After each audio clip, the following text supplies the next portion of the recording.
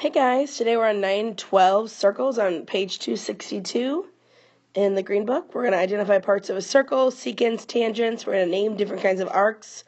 We're going to identify and find the measure of central angles and inscribed angles. And then we're going to identify concentric, inscribed, and circumscribed circles. Alrighty, so this is going to be on the page, like I said, 262. We're going to go over all of those highlighted vocabulary terms. So right here we obviously have a circle.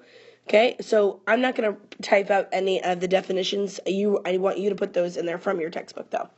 So we have a circle here. Our center point, I'm going to put it right here. Okay. So when you name a circle, it is named by its center point. So I'm going to name this circle A for Allie. Okay. Alrighty, so this is, of course, our center. Then we're going to have a chord, which is a line segment with its endpoints on the circle. So it's going to look like this. Its endpoints are on the circle. So we have one right here and one right here. Okay, this is a chord. Okay, again, please put the definitions from your book in your notebook. Next up, we have a radius, which I know you've seen before, which has one endpoint on the center of the circle and one endpoint on the outside of the circle. Okay. Whoopsie, sorry about that. We have a radius. All right, next we have a diameter, which is, okay, the chord that passes through the center of the circle, and it is twice the length of a radius. So let's do that in purple. Actually, no, let's do that in yellow. It didn't really pass through the circle, but I'm just trying here. It's not working. There we go. Got a diameter here in yellow. Okay. All right, next we have an arc, which is a part of a circle with all its endpoints on the circle. So right here, I'm going to name some of these points here for us. Okay. So we're going to have B, C, right here is going to be D. This one is going to be E. Okay? So right here, if we look at, let me get a different color here. Let's take it brown here. So we have a lot of different arcs here. We have an arc that goes from B over here to D. So we would name that arc B, oopsie, E with a little baby arc over it. We also have a different arc. We have arc, actually let's use orange. Nope, let's use, give me a different color here, folks, red. We have arc B, C, D. We have arc CD as well. Okay. All right, now we're on to semicircles. So I'm going to pop over to the next page. There we go. On to semicircles, which connects the endpoints of the diameter, and it is a half circle. So we have our point right here, A. Let's say we have a diameter. It goes right here. Okay, so we'll say this is X and Y for endpoints. So this right here in purple that I'm drawing right now is a semicircle.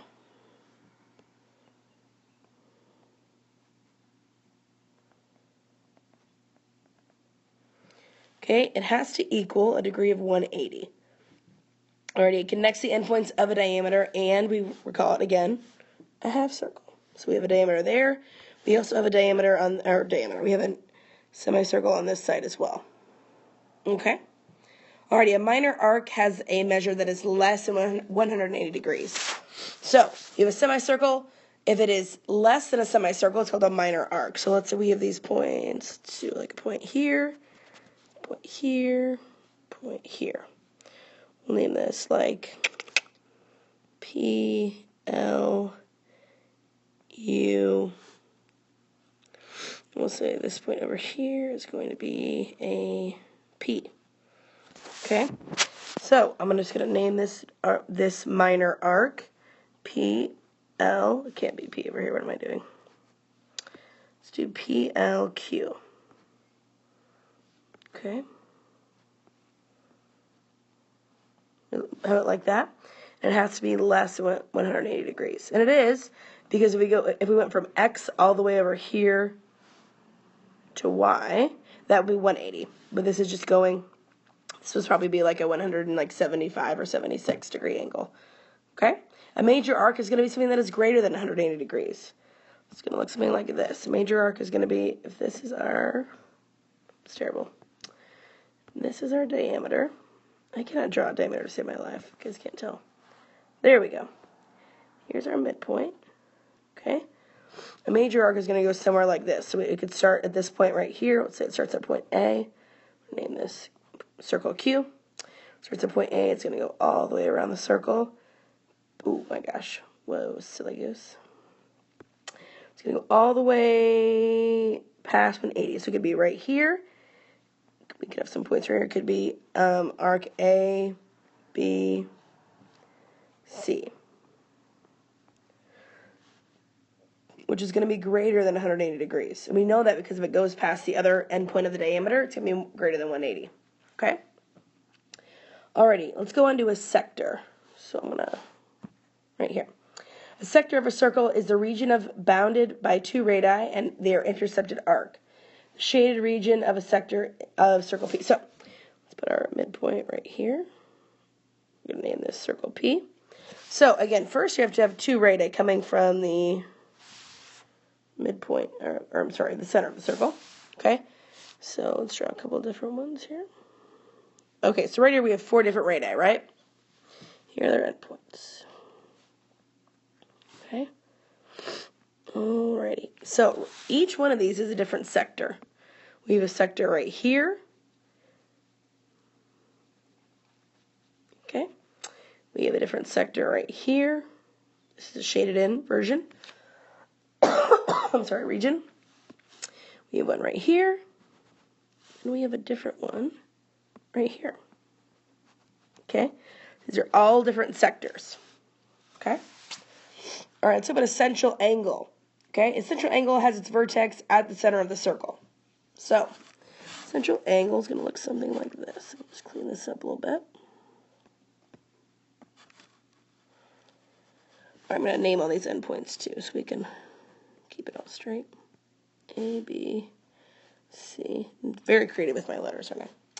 Alrighty, so a central angle is, it's going to look like this for a central angle. So if we, actually I just had this up there. Where did I put it? Nope, it just went away. Okay, so here is circle, let's go circle K. Like the gas station, it's funny. Okay, so draw some chords and a diameter here. So right here, this is a chord. Obviously, it's called chord LQ. We have a nice diameter here. Name that LS. We have a radius up here, an M, and then up here we are going to have just a point on the circle and name it point R. Alright, so a central angle has a vertex at the center of the circle. The sum of the measures of all the non-overlapping central angles of a circle is going to equal 360 degrees. Okay, so right here, angle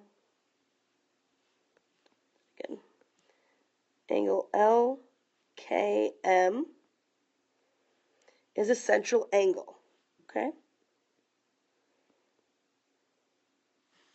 The difference between a central angle and a sector is a region that is shaded in. So if it was a sector, it would look like this, shaded in all over, but it's not. That's not what we're talking about. We're talking about a central angle, okay? Another central angle could be, let's see, angle MKS. Okay, if I wanted to add another one, I could draw another radius over here. And it could be angle, we'll name that P. Could be angle PKS. For right here. Boom, boom. Okay? Excuse me. Alrighty. Let's talk about an inscribed angle, okay? That is an angle whose vertex is on the circle and whose sides intersect the circle at other points. So now I'm at the top of 263, okay? Let's look at that one. I'm going to clear this out if that's okay with you guys. Make sure to copy all this information down.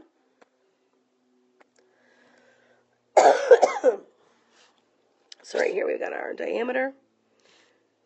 Got up here. Okay, got our center. So we have point A right here. B, B, C, and then we'll say this is circle M. So our inscribed angle is going to be right here. I'm going to outline it in orange for us. It's going to be angle ABM. ABM is an inscribed angle. Okay, it has both or two of the points on the circle, and then the other point or the vertex is on the outside of the circle, and then one of the endpoints is the vertex, and the other one will be on the outside of the circle. Okay. Alrighty, let's talk about tangents and secants. A tangent and secant are lines that intersect a circle. Okay? So if we look at right here, I'm just going to draw it over here. A tangent is a line in the plane of a circle. The tangent intersects a circle at exactly one point. So a tangent is going to look a lot like this. It's going to look exactly like this, where it hits right there. It's a line and a line segment. There's another difference, so it hits right here. So this is a tangent. A secant, do that in blue, intersects at exactly 2 points, so it goes straight through the circle at 2 points. This is a secant. Okay? Alright, so about concentric circles, or circles that lie in the same plane and have the same center point. So these are 3 different versions of concentric circles. It kind of looks like a target. Okay? Alrighty, let's talk about circle is inscribed in a polygon. Of each side of the polygon is tangent, or touches exactly 1 point on each side to a circle. So let's see right here. If we have circle P, okay, it is circumscribed if a triangle, if I can draw this, maybe not.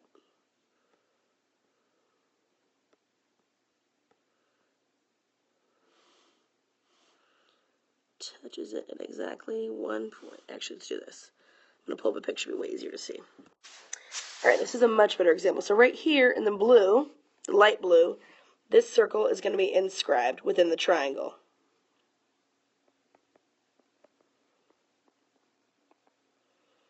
Okay, it hits right here. Oops, it's right there. It's right here, hits right here. Okay? Now this triangle is then inscribed within the red circle. Okay? Then our red circle right here, which hits right here, and right here, is circumscribed. So the red circle circumscribes the triangle, which circumscribes the blue circle. Let me write this really fast.